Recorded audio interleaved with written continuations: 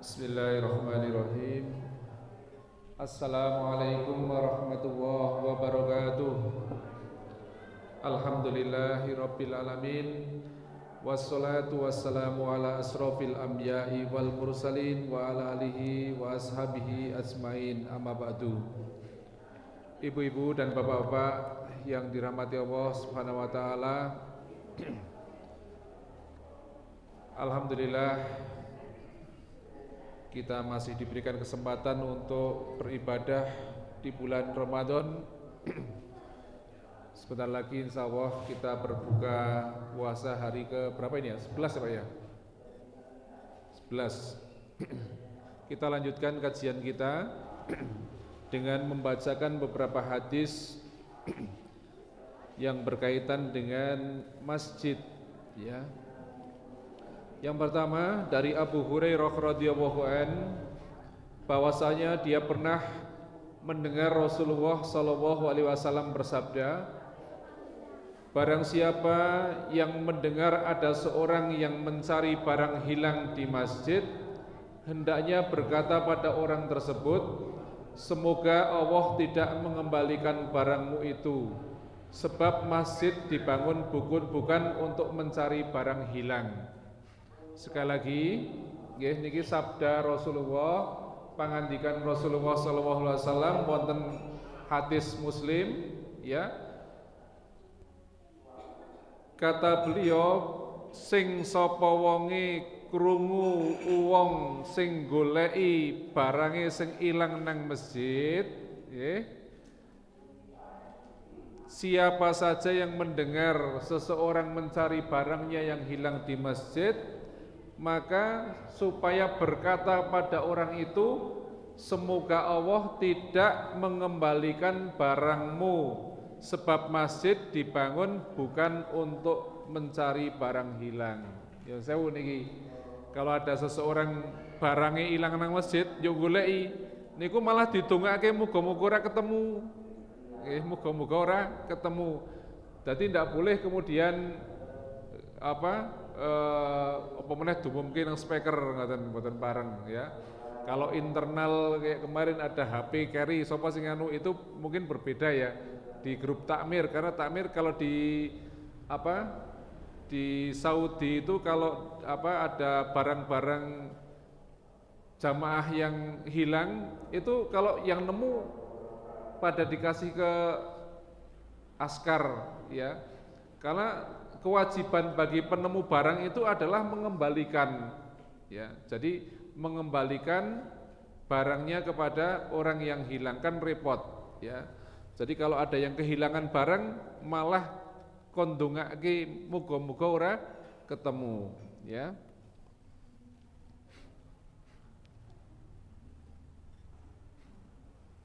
Kemudian dari Ibnu Umar radhiyallahu anhuma bahwa Nabi sallallahu alaihi wasallam pernah bersabda, barang siapa yang memakan tanaman ini yaitu bawang putih, maka janganlah sekali-kali dia mendekati masjid kami. Di dalam riwayat Muslim disebutkan ya, itu di dalam masjid-masjid kami ya. Jadi kenapa kok bawang putih, orang yang memakan bawang putih itu tidak diperkenankan untuk ke masjid? Itu karena bawang putih itu adalah tanaman atau sesuatu yang baunya itu tidak enak ya.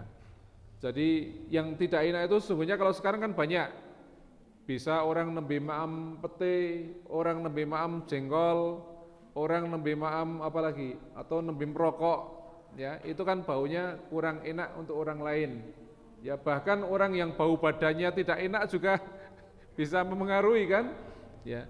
Tapi ini lebih khusus kepada tanaman bawang putih gitu yang di sini. Tapi juga disebutkan di dalam hadis Bukhari Muslim dari Jabir radhiyallahu an, dia berkata Nabi bersabda, barang siapa memakan bawang putih atau bawang merah, hendaknya dia menjauh dari kami atau menjauhi masjid kami. Nah ini spesifik kan nggih, bawang putih atau bawang merah ini jangan dekat-dekat ke masjid, jangan masuk masjid gitu.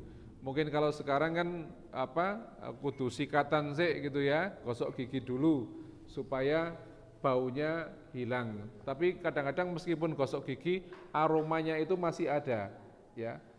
Aromanya masih ada. Jadi mungkin kalau sudah gosok gigi 2 kali baru hilang, ya.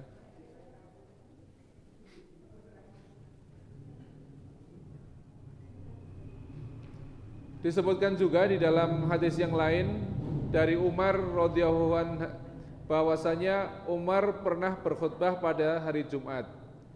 Lalu berkata dalam khutbahnya, "Wahai sekalian manusia, sungguh kalian biasa mengkonsumsi 2 tanaman yang menurutku tidak baik, yaitu bawang merah dan bawang putih.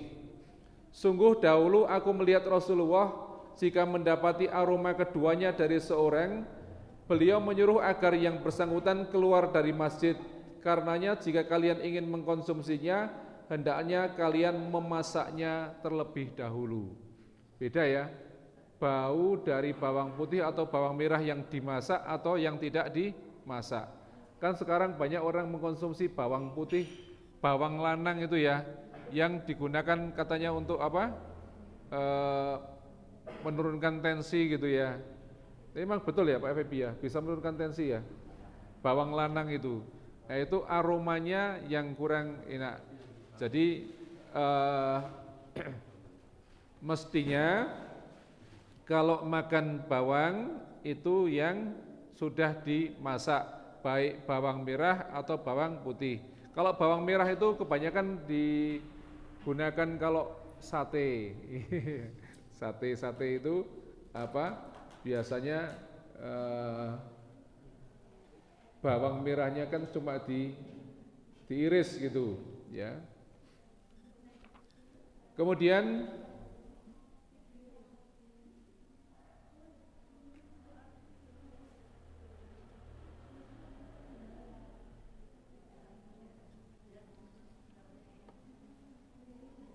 dari Anas radhiyallahu an bahwa Rasulullah SAW bersabda, meludah di masjid adalah salah satu kesalahan dan kafaratnya adalah menguburnya. Jadi dilarang kita ini meludah di masjid, ya, karena itu termasuk kesalahan. Kafaratnya, penebusnya itu kalau masjidnya itu masih tanah itu dikubur. Tetapi kalau masjidnya sudah seperti ini itu harus dibersihkan, dipel, ya, karena tidak boleh, ya. Kemudian ada termasuk ingus, ya, atau dahak, ya, itu pernah disebutkan di dalam hadis dari Aisyah radhiyallahu anha bahwa Rasulullah pernah melihat adanya ingus, ludah atau dahak yang menempel di dinding masjid sebelah kiblat, lalu beliau mengeriknya, ya.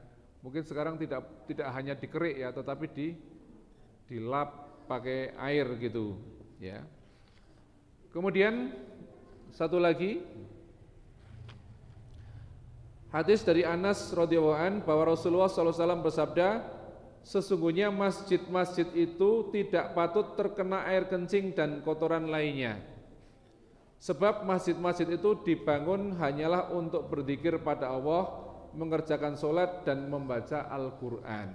Ya, ini air kencing yang disebabkan kalau di masjid itu terutama kan anak-anak kecil, ya.